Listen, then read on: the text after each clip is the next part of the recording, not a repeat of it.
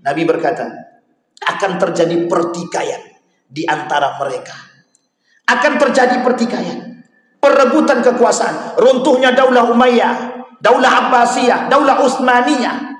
Bukan tanpa sebab, bukan disebabkan oleh faktor eksternal seutuhnya, tapi juga disebabkan oleh faktor internal. Maka yang kita takutkan hari ini Bapak Ibu, dari satu riwayat yang disampaikan oleh baginda Nabi Muhammad SAW.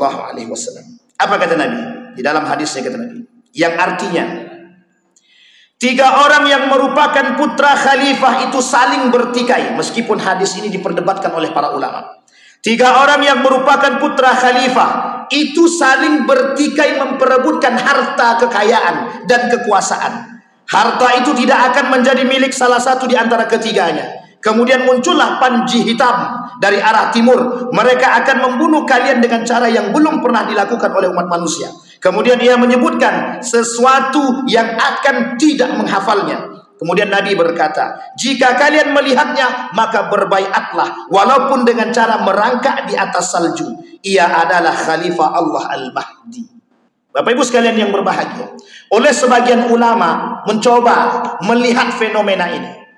Salah satu fenomena ini yang mereka lihat adalah pada kerajaan Saudi Arabia. Kenapa demikian? Karena di tengah arus liberalisme dan sekulerisme yang masuk kepada Saudi Arabia hari ini, itu sungguh sangat menakutkan. Ketika proyek-proyek yang dibangun oleh Muhammad bin Salman itu justru mengajak atau mengantar untuk jauh daripada Allah. Kita lihat, ketika perempuan diberikan kebebasan, ketika mohon maaf fitnah-fitnah yang terjadi di Saudi Arabia, mereka buat replika Ka'bah, berjoget, kemudian ada studio-studio, ada tempat perjudian dan lain sebagainya di Saudi Arabia. Bukan, ini kita tidak sedang menjelekkan Saudi Arabia, tapi kita sedang melihat fenomena yang terjadi di sana. Artinya apa? Ini sistem kekerajaan. Artinya apa? Bisakah kita mengambil poin atau pelajaran daripada demikian? Kalau kita merujuk kepada hadis Nabi, oleh sebagian ulama mengatakan ini bagian daripada fitnah. Bayangkan, tidak usah terlalu jauh. Harta warisan yang ditinggalkan mampu membuat orang bertikai. Apalagi begitu banyak harta yang ditinggalkan oleh raja. Raja merasa memiliki segalanya, maka orang wajar berebut untuk mendapatkan kekuasaan. Sehingga dalam poin ini Bapak Ibu, banyak orang-orang yang kemudian mencoba spekulatif, berspekulasi terhadap kerajaan Saudi hari ini. Kata mereka, jika meninggal Raja Salman, maka akan terjadi pertikaian yang besar di antara para saudara. Oleh para sebagian ulama mengatakan hadis ini tidak bisa dipegang. Ada yang mengatakan hadis ini mungkar, tertolak. Tapi ada yang mengatakan hadis ini dhaif.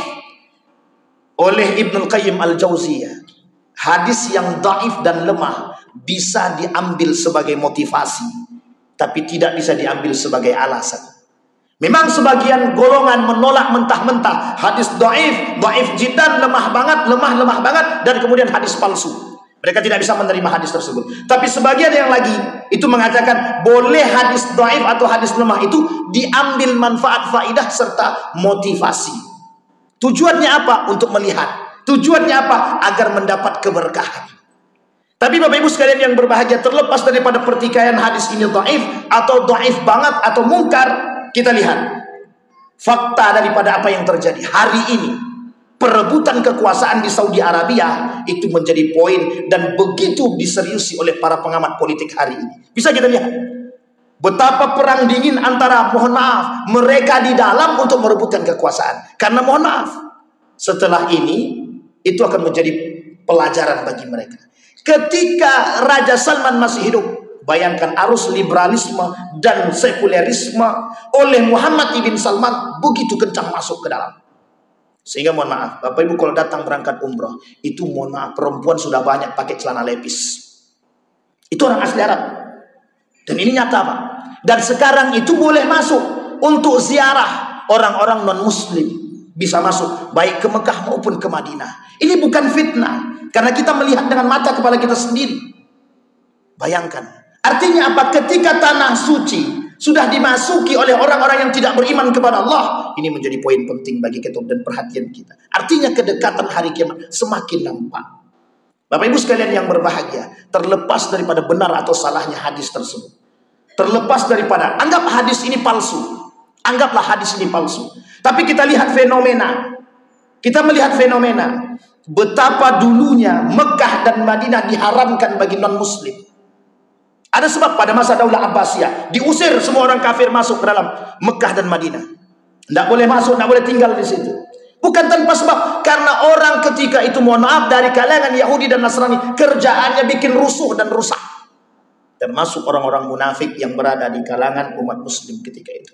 Diusir, dihabisi, sampai mereka lari tunggang langgang.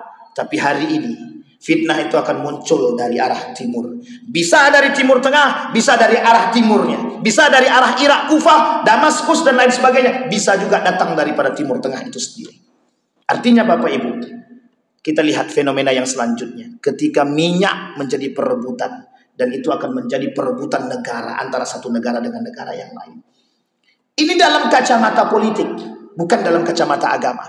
Dalam kacamata politik, perebutan minyak hari ini, itu semua negara yang memiliki minyak akan menjadi negara terkaya. Saudi dulu negara hanya tandus saja. Sekarang dengan ditemukannya minyak, menjadi negara kaya raya. Tapi apa yang diinginkan oleh Muhammad bin Salman hari ini? Mereka mengatakan minyak akan habis dan tidak akan dijadikan pegangan untuk selanjutnya. Salah satu caranya yang akan dia buat adalah membangun pariwisata sebagus mungkin dan seindah mungkin. Sehingga yang diinginkan oleh dia bagaimana menarik turis-turis untuk datang ke negara Arab Saudi. Dan kemudian yang ketiga yang diinginkan oleh beliau, mereka ingin merubah kacamata. Eropanya Timur Tengah adalah Saudi Arabia. Artinya apa? Kalau mereka berbicara Eropanya Saudi Arabia, Eropanya Timur Tengah adalah Saudi Arabia, artinya apa? Salah satu karakter daripada Eropa hari ini adalah sekulerisme. Jauhnya daripada nilai-nilai agama. Kalau kita kembalikan kepada poin yang pertama dari hadis yang kita sampaikan, berapa banyak fitnah-fitnah yang timbul hari ini, itu fitnah-fitnah yang terbesarnya adalah jauhnya umat muslim daripada fitnah, jauhnya umat muslim daripada nilai-nilai agama. Kita lihat ketika seorang wanita berjoget. Dulu Arab Saudi itu Pak anti dengan joget. Sekarang mohon maaf itu Pak. Di Riyadh itu kalau Bapak lihat, ya Arab, kita takut Pak. Bahkan lebih parah daripada Eropa itu sendiri. Mereka berjoget, berdansa, perempuan tanpa kerudung, laki-laki dan lain sebagainya bercampur. Na'udzubillah tsumma na'udzubillah. Bahkan mohon maaf sudah mulai masuk pula bioskop. Itu biasa Ustaz, cuman bioskop. Tempat judi sudah banyak masuk di sana. Meskipun tidak di Mekah dan Madinah, tapi di tempat-tempat yang lain daripada Saudi Arabia. Dulu ada satu tempat di Al-Ula itu tidak boleh ditempuh. Hari ini dibuka sebagai wisata. Dulu salah satu tempat di Saudi Arabia itu di Al-Ula namanya. Itu ada peninggalan tempat yang bersejarah. Salah satunya itu tempat ada orang-orang yang terlaknat pada masa dahulu. Oleh Nabi tidak boleh berkunjung ke situ. Hari ini dibuka. Siapapun boleh berkunjung. Mau muslim, non-muslim silahkan. Padahal dulu disampaikan oleh Nabi tidak boleh berkunjung tempat terlaknat tersebut. Itu ada di Saudi Arabia. Jarak 400 km daripada kota Madinah. Namanya Al-Ula. Bapak Ibu sekalian yang berbahagia. Dengan semakin meluasnya arus liberalisme dan sekulerisme yang merubah pola pikir masyarakat, yang mengajak kita untuk mohon maaf sedikit demi sedikit menjauh daripada nilai-nilai agama. Artinya begini. Ketika perempuan menjaga dengan baik kehormatannya, ketika perempuan menjaga dengan baik auratnya, muncul kebijakan-kebijakan untuk memberikan keleluasan kepada perempuan untuk mendapatkan haknya seperti dengan laki-laki. Padahal tidak ada sedikit pun Islam bertujuan untuk mengkerdilkan perempuan. Tapi lihat yang dikembangkan oleh konsep feminisme. Bagaimana perempuan hari ini itu sama seperti dengan laki-laki. Bahkan lebih parah lagi ketika mereka sudah berkuasa, ketika mereka sudah punya harta. Ini disebabkan masuknya pemikiran yang merusak. Pada hakikatnya mereka jauh daripada nilai ketaatan dan kepatuhan kepada Allah dan suaminya.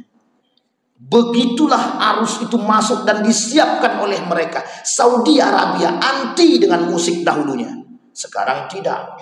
Semua tempat, meskipun di Mekah dan di Madinah itu terjaga, tapi di tempat lain, di Saudi Arabia, Riyadh, Jeddah, bebas.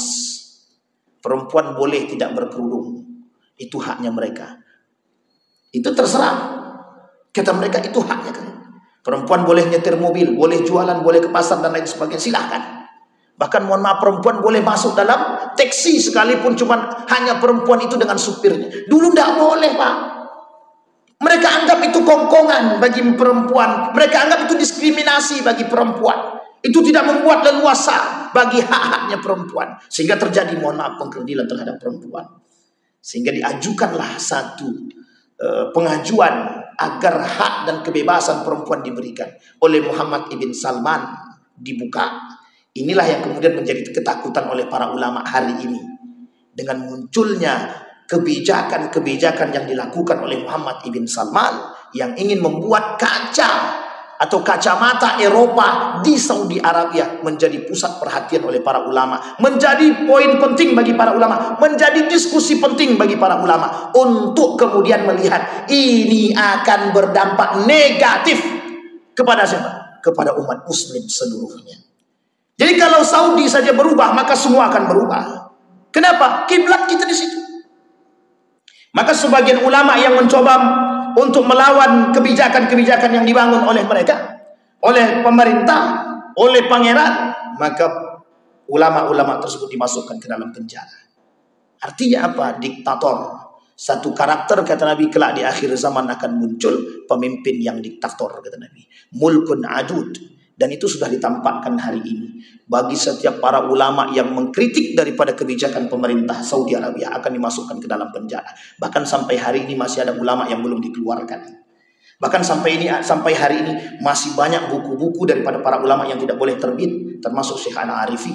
Seorang ulama ketika itu yang mengkritik dimasukkan pada tahun 2013 dan dikeluarkan pada tahun 2016. Artinya Bapak Ibu sekalian yang berbahagia, dari indikasi qita'un ka qita'il lail, kata Nabi, akan terjadi di akhir zaman itu kondisinya semua gelap. Artinya gelap di sini adalah semua akan melihat keburukan-keburukan itu berkembang di tengah umat muslim. Yang paginya beriman, malamnya berubah menjadi kafir. Artinya apa? Sama seperti yang tadi kita katakan. Untuk mendapatkan harta, kekuasaan dan lain sebagainya. Pada hakikatnya yang haram bisa mereka halalkan. Pada hakikatnya yang salah bisa mereka benarkan. Dan ini kebalikannya. Maka tak salah ketika Nabi berkata, jagalah. Apa yang harus dijaga? Dirimu. Apa yang harus kita jaga? Diri kita, ibadah kita. Berpegang teguhlah kepada nilai-nilai agama. Karena yang selamat, kata Nabi, yang berpegang teguh dengan nilai-nilai agama. Sekarang kita kembalikan kepada kondisi kita hari ini. Melihat pada sekeliling kita, berapa banyak orang-orang yang mohon maaf. Berapa banyak di antara mereka yang perhatian dengan apa yang kita katakan hari ini. Berapa banyak di antara mereka yang perhatian dengan kondisi seperti ini. Hanya segelintir orang. Yang penting mereka dinabobokkan dengan mohon maaf harta, kekayaan, kekuasaan, jabatan, wanita dan lain sebagainya. Sehingga bisa menyebabkan mereka lalai daripada kewajiban mereka kepada Allah. Inilah yang ditakutkan oleh baginda Nabi Muhammad SAW di akhir zaman. Kata Nabi, di akhir zaman akan terjadi kondisi-kondisi seperti yang tidak diinginkan. Yang kita semua tidak menginginkan itu, tapi kondisi itu pasti terjadi. Mudah-mudahan bermanfaat, mudah-mudahan bisa menjadi perhatian bagi kita. Mudah-mudahan bisa memetik daripada kejadian-kejadian hari ini sebagai motivasi untuk kita semakin dekat dengan Allah dan kita terselamatkan daripada fitnah-fitnah tersebut. Yang dikatakan oleh Nabi dalam hadisnya, berpegang teguhlah, memohonlah kepada Allah agar terlepas daripada fitnah baik zahir maupun batin. Fa'tabiru ya ulil absar la'allakum tuflihun. Assalamualaikum warahmatullahi wabarakatuh.